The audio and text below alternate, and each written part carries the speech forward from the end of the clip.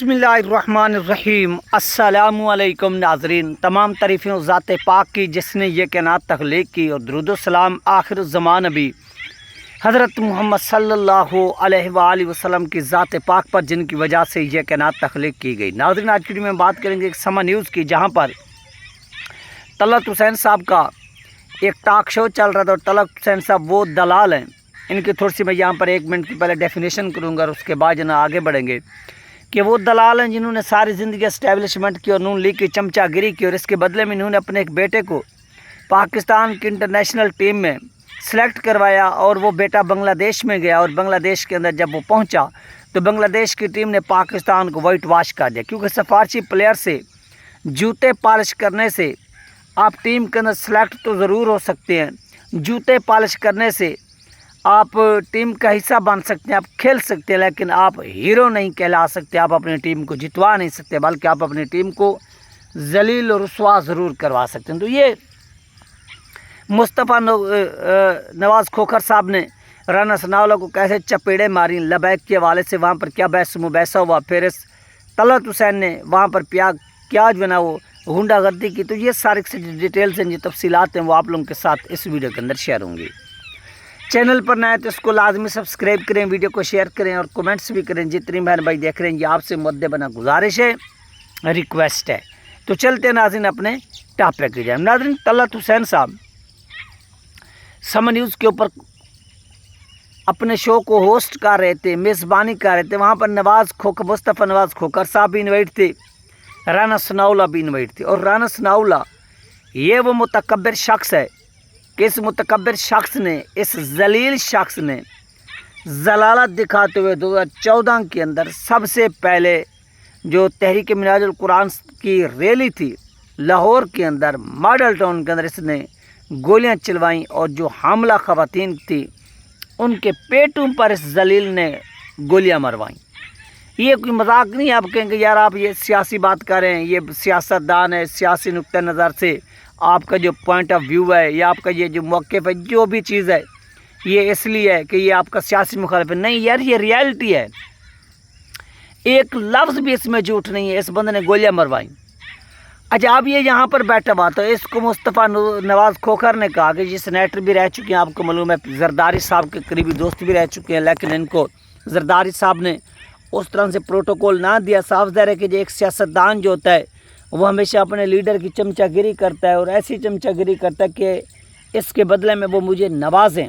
लेकिन जिस अंदाज में, जिस तरह से इन्होंने चमचागिरी की, उस अंदाज में और उसी तरह इनको नहीं नवाजा गया, जिसका इनको क्या हुआ, दुख हुआ, और ये रंजीदा हुए थे। और इन्होंने फिर पाकिस्तान पीपल पार्टी को छोड़ दिया, और पाकिस्तान पीपल पार्टी को छोड़कर शाहिद खकान अब्बासी साहब हो गए, ये हो गए, और वो मुफ्ता इस्माइल हो गए।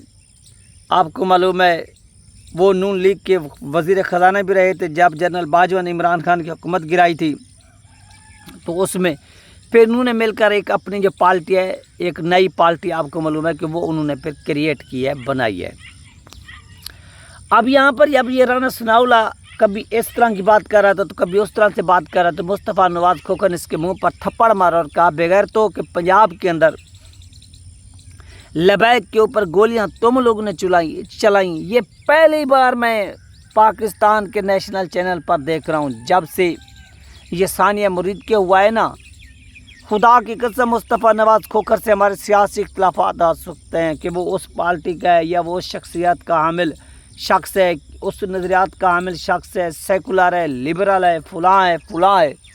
लेकिन आज मैं उसको सलाम पेश करता हूँ कि ऑन एयर उसने समा न्यूज़ के ऊपर क्या किया है, नंगा किया है। किसको नंगा किया है? इसको नंगा किया है इक़्तिदार में बैठे हुए शख्स को, और वक्त के वज़ीर को, और उसको उसकी औकात, उसकी हैसियत बताई कि तुम लोगों ने, यानी पहले तो हम देखते थे कि नेशनल चैनल के ऊपर जितने भी लोग आते थे, जितने भी लोग बैठते थे, वो कहते थे कि लबैक के लोगों ने मुरीद के अंदर इस तरह से किया, तो उसके बाद जो ना वो ये रिएक्ट हुआ, ये हुआ, वो हुआ। तो उसने कहा कि यार तुम लोगों ने लबैक के ऊपर गोलियां चलाई, गोलियां, तुमने लबैक के लोगों को गोलियां, साफ जब गोलियां चलती हैं तो आखिर क्या होता है? अगर आपके ऊपर गोली चले तो आपके साथ क्या होगा? साफ ज़ाहिर है कि गोली का मतलब ही मौत है। اگر گولی چل گئی تو پھر آپ کو لگ بھی گئی تو آپ کے جو بچنے کے چانسز ہے وہ کافی ایسے سمجھیں کہ معدوم ہو چکے ہوتے. تو انہوں نے کہا کہ یار لبیک کے لوگوں پر گولیاں آپ لوگوں نے چلائیں, کسی اور نے نہیں چلائیں. اور آج تم یہاں پر بیٹھتے اور کہتے ہو کہ ہم نے کارکردگی دکھائی ہے. ہاں تم نے بندے مارنے میں ضرور کارکردگی دکھائی ہے. تم لوگوں نے ڈاکٹرز کو پنجاب کے اندر مارا ہے, لبیک کے لوگوں کو تم لوگوں نے مارا ہے. تم نے پتہ نہیں کس کس کو جو ہے نا وہ مارا ہوا ہے. آپ لوگوں نے کسی کو بھی معاف نہیں کیا ہوا. یہ طلعت حسین صاحب نے جو باتیں کی وہ باتیں بڑی ہی اچھی بات.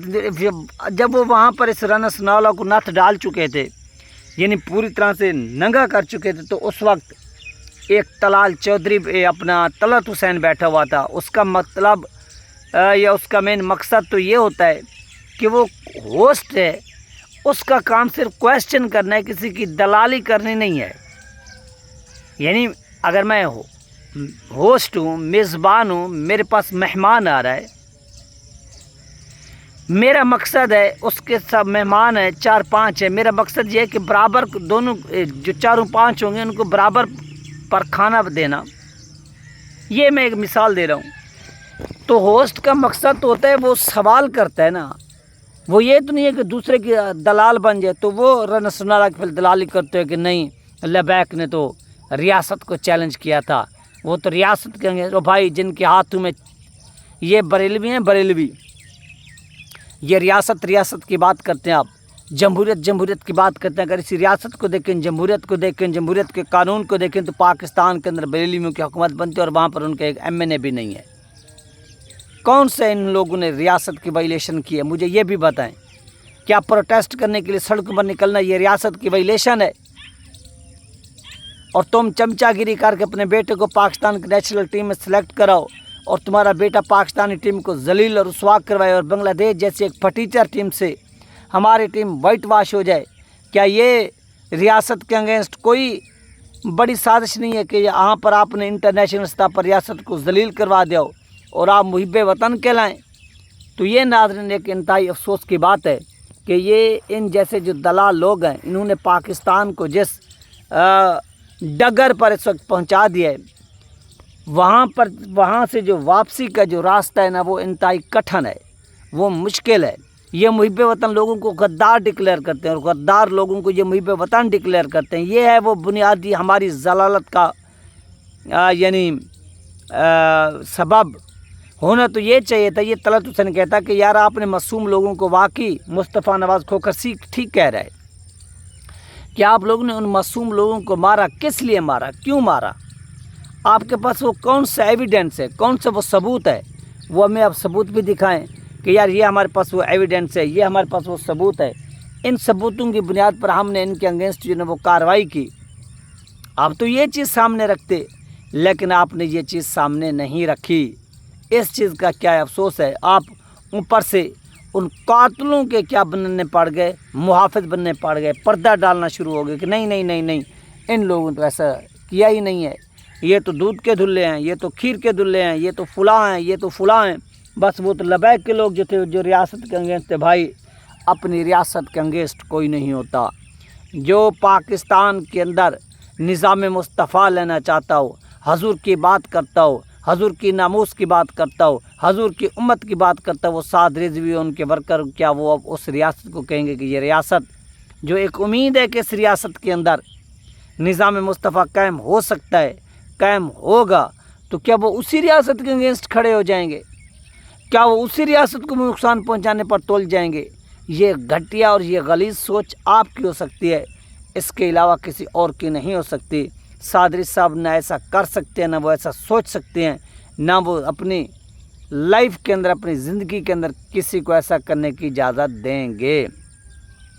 یہ ہے ایک ریالٹی, یہ ہے ایک حقیقت, اور اس ریالٹی سے اور اس حقیقت سے انکار نہیں کیا جا سکتا. تو یہ بات ان تمام دلالوں کو جو ہے وہ سمجھ میں آنی چاہیے اور ان کو سمجھانی چاہیے کہ یہ جس سمت میں پاکستان کو لے کر جانا چاہتے ہیں, پاکستان کو نواز شریف کا اور مریم نواز کا ایک جہیز کا سامان بنانا چاہتے ہیں, تو یہ بات غلط ہے۔ پاکستان ہمیشہ سب کا ہے، جو بھی یہاں پر بستے ہیں، جو بھی پاکستان کے کنسٹیٹیوشن کو مانتے ہیں، آئین کو مانتے ہیں، یہ پاکستان ان سب کے لیے، اور پاکستان انشاءاللہ اس طرح قائم و دائم رہے گا۔